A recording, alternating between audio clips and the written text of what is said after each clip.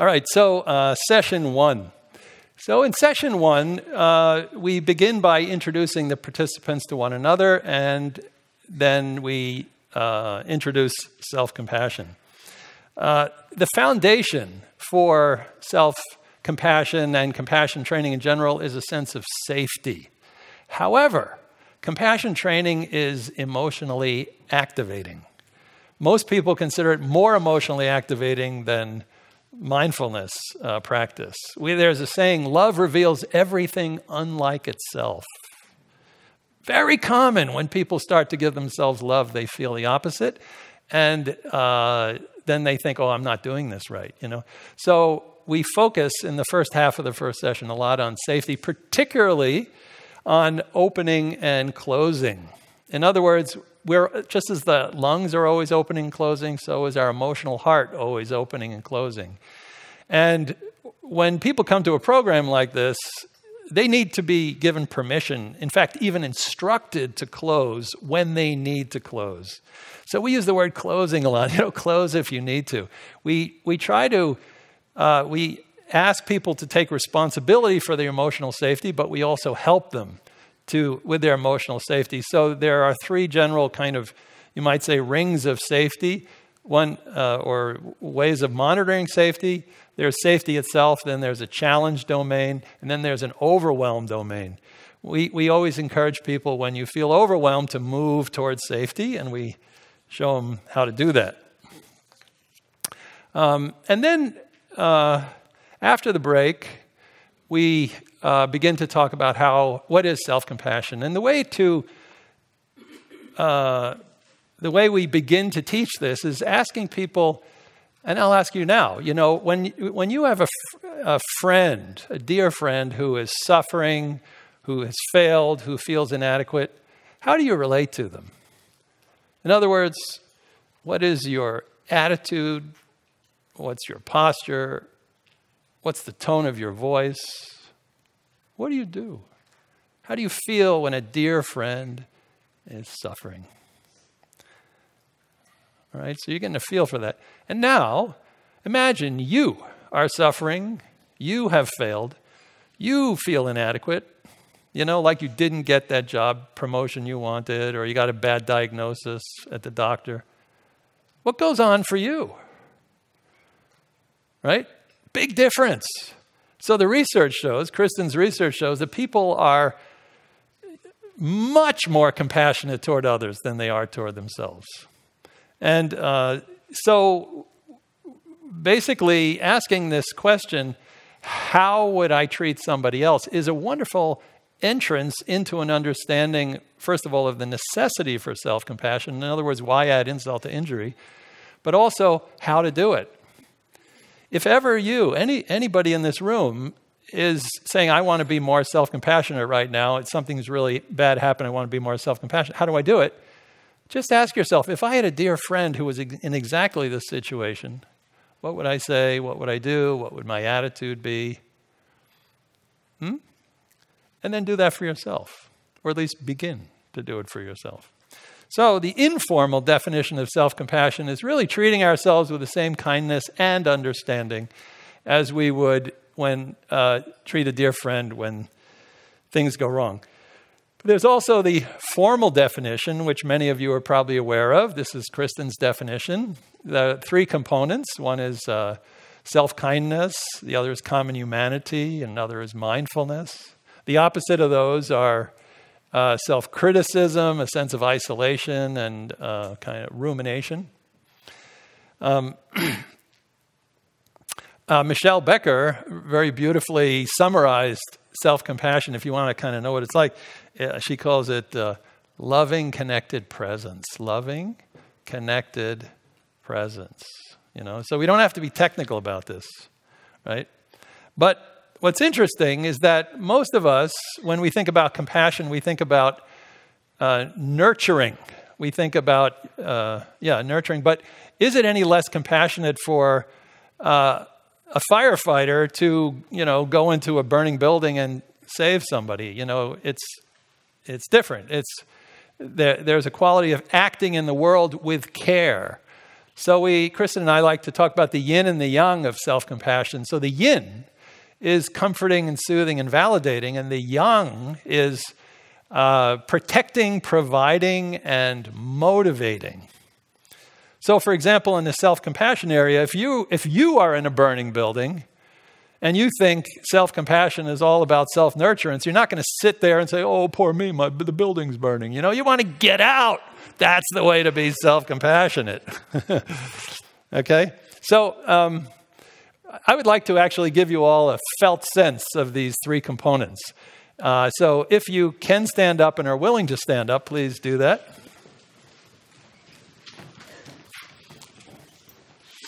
And if you don't need to do this standing up, by the way. You can also sit if you prefer. Okay? So now I'd like everybody to make a nice fist.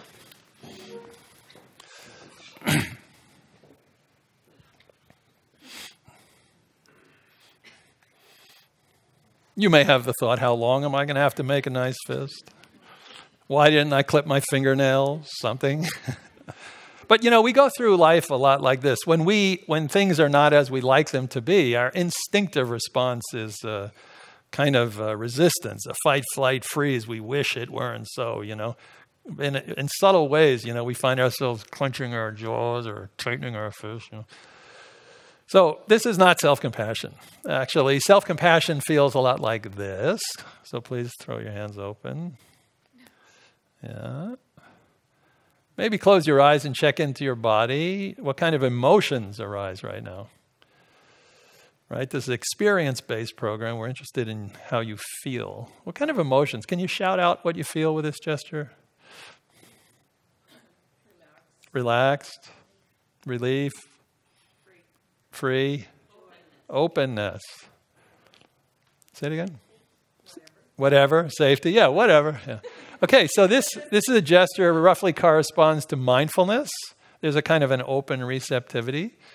So that's one component. The other is like this, feels like this. Can you put your arms out? You can even imagine that you're holding somebody, or maybe even you're holding the whole world.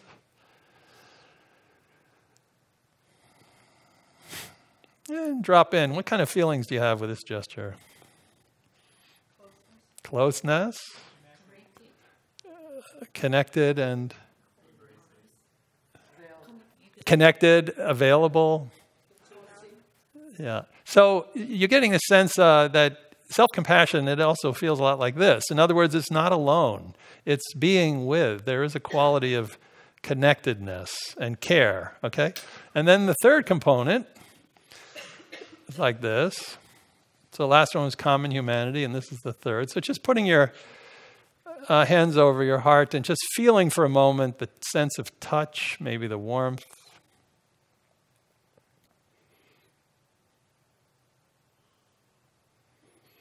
And checking in what emotions might be arising with this gesture. Peace, love, comfort, presence, intimacy.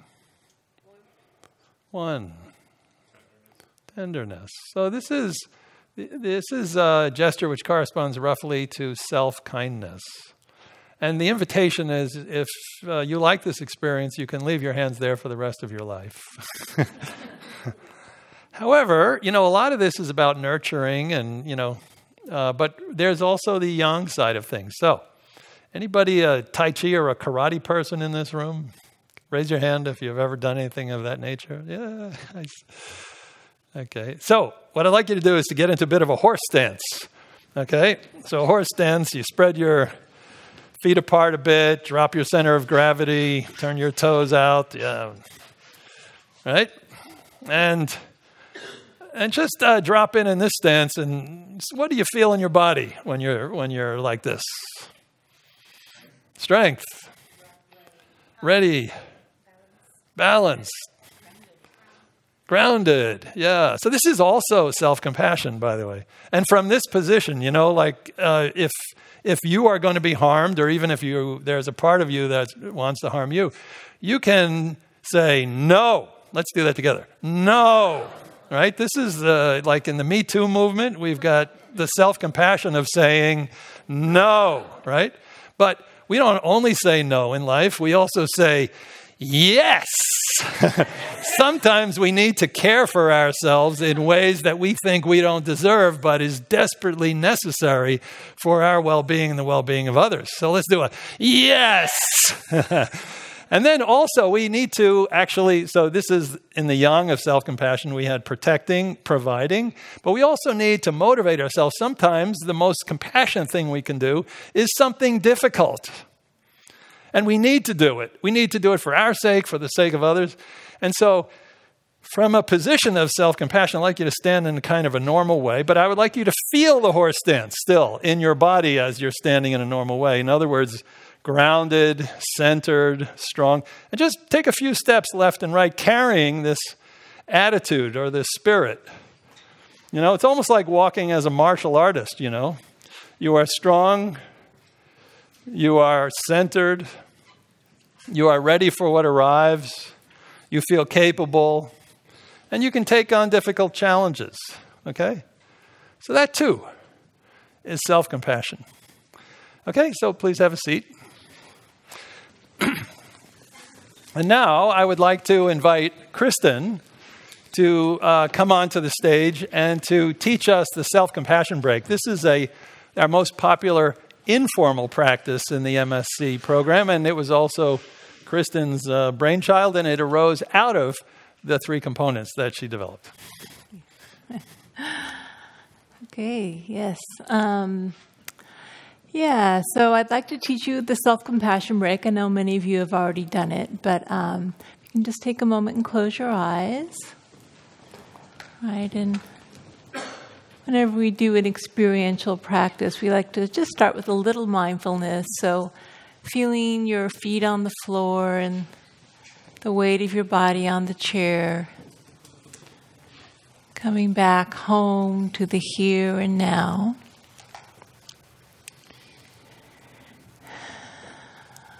Okay. So I would invite you to think of some issue or struggle in your life right now that's a bit difficult to deal with. Okay, maybe a relationship issue or a work issue or some health struggle. And again, please don't think of anything overwhelmingly difficult, right? If we're in overwhelm zone, we don't learn anything, but not something trivial either. So some real problem in your life right now. Interview a few candidates for the job and just choose one, something that feels right to work with, maybe a 4 or 5 on a scale of 1 to 10.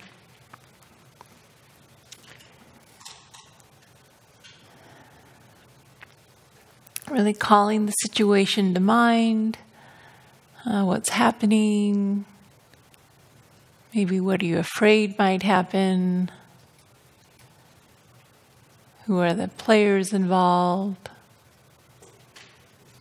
right? So bringing the situation to mind, and as you do this, it should feel a bit uncomfortable, but not overwhelmingly so. If it feels overwhelming, please choose something else.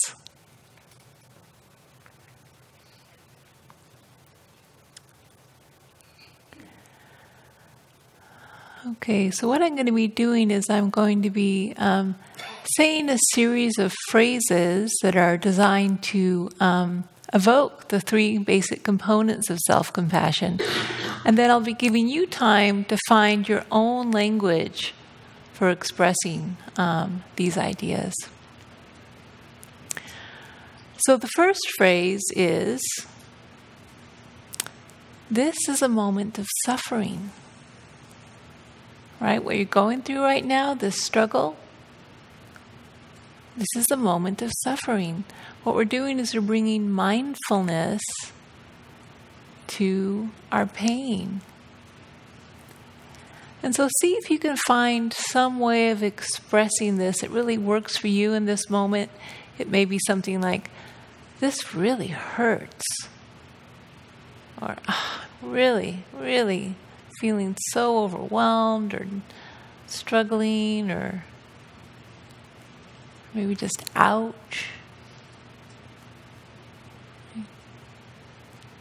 Find your own language. Really validate the pain you're experiencing in this situation.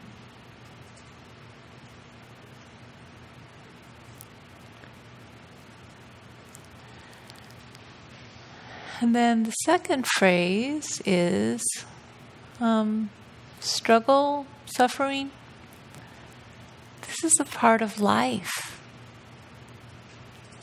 Right? In other words, it's human to experience things like this. So we're reminding ourselves of our common humanity. And again, see if you can find the right language that works for you in this moment. It may be something like, it's really normal to feel this way when these things happen.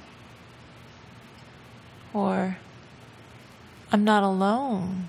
There's many people experiencing things like this. Any language you can find that really expresses the fact that this is the human experience. It's normal.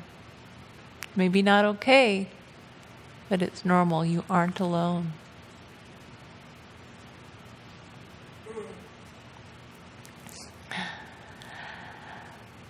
And then finally, we want to bring in some kindness. So I'd invite you to go ahead and adopt the gesture Chris just taught us, both hands on your heart. Right, and feeling your hands on your heart.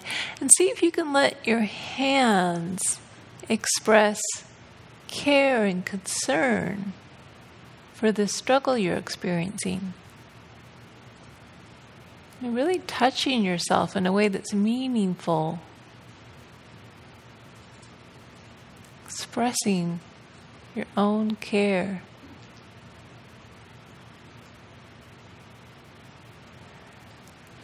And then adding in any language of kindness that works for you. So it may be something like, I'm so sorry, this is so hard. I'm here for you. Or perhaps, I know you're doing the best you can. Or maybe, if it's relevant, may I accept myself, flaws and all. And so really seeing if you can find some language to express your own kindness in this situation.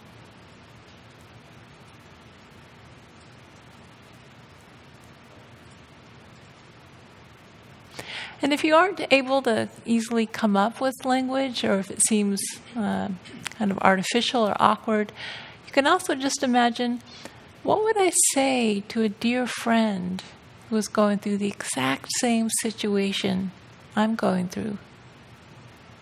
Right? What would I say? What would my tone of voice be? And then try it out with yourself.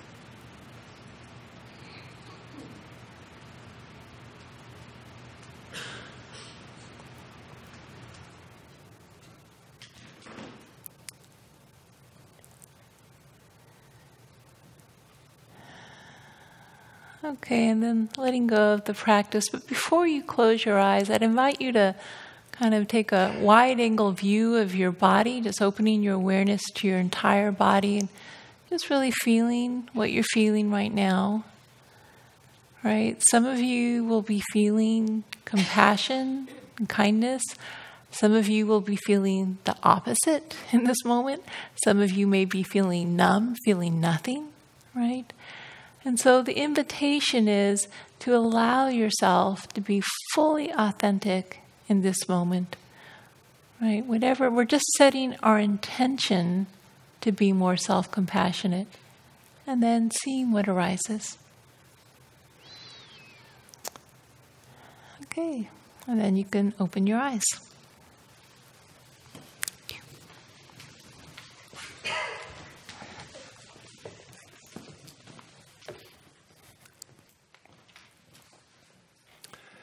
So that was a taste. That's a taste that we offer our participants in session 1. And we usually have a discussion afterwards about all different aspects of it so that not only do we have the direct experience, but then we also anchor it in our understanding. We like to do what Rick Hansen says to consolidate the learning by lingering with it for a little while.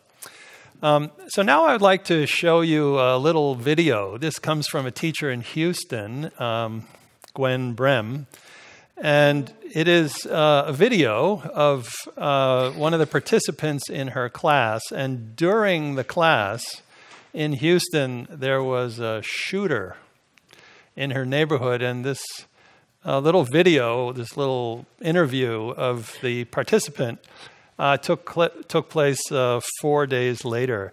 And so just a little warning, for some people, this video could be a touch distressing. So please let yourself disengage if that were to happen. Okay? On, I guess it must have been October the 26th, I woke up, September 26th, 2016. I woke up to gunshots.